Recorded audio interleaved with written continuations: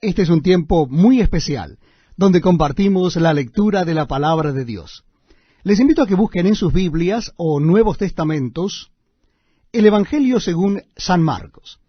Nuestra cita bíblica comienza en el capítulo 10. Evangelio según San Marcos, capítulo 10. Dice así la palabra de Dios. Levantándose de allí, vino a la región de Judea y al otro lado del Jordán, y volvió el pueblo a juntarse a él, y de nuevo les enseñaba como solía. Y se acercaron los fariseos y le preguntaron para tentarle si era lícito al marido repudiar a su mujer. Él respondiendo les dijo, ¿qué os mandó Moisés? Ellos dijeron, Moisés permitió dar carta de divorcio y repudiarla.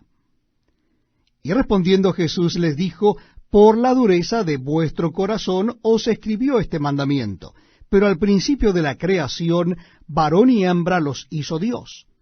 Por esto dejará el hombre a su padre y a su madre, y se unirá a su mujer, y los dos serán una sola carne.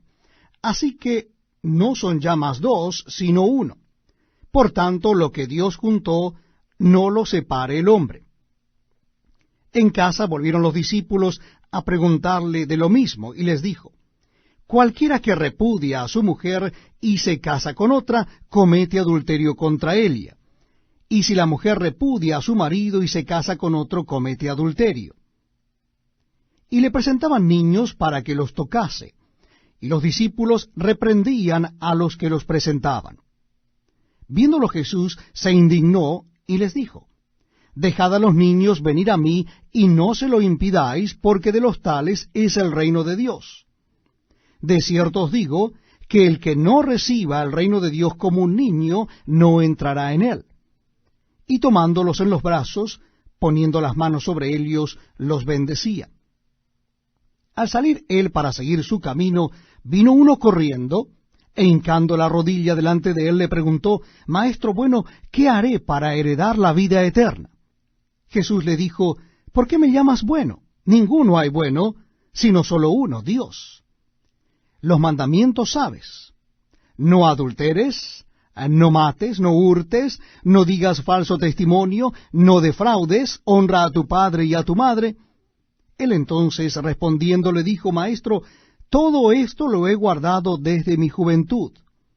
Entonces Jesús mirándolo, le amó y le dijo, una cosa te falta.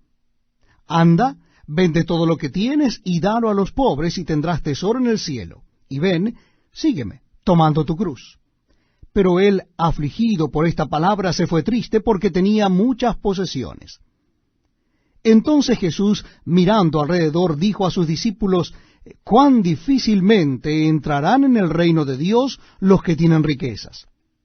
Los discípulos se asombraron de sus palabras, pero Jesús respondiendo volvió a decirles, hijos, cuán difícil les es entrar en el reino de Dios a los que confían en las riquezas.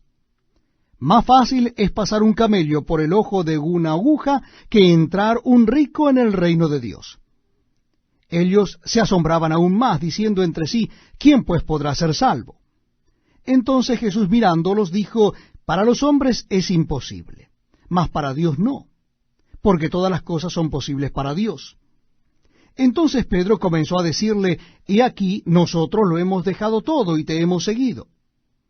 Respondió Jesús y dijo, de cierto os digo, que no hay ninguno que haya dejado casa, o hermanos, o hermanas, o padre, o madre, o mujer, o hijos, o tierras, por causa de mí y del Evangelio, que no reciba 100 veces más ahora en este tiempo, casas, hermanos, hermanas, madres, hijos y tierras, con persecuciones, y en el siglo venidero la vida eterna.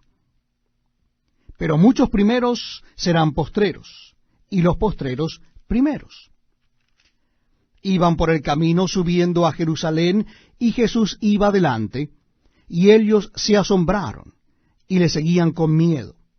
Entonces, volviendo a tomar a los 12 aparte, les comenzó a decir las cosas que le habían de acontecer.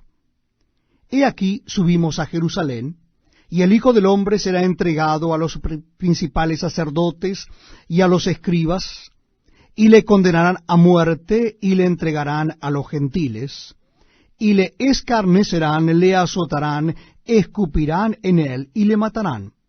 Mas al tercer día resucitará. Entonces Jacobo y Juan, hijos de Zebedeo, se le acercaron, diciendo, Maestro, querríamos que nos hagas lo que pidiéremos.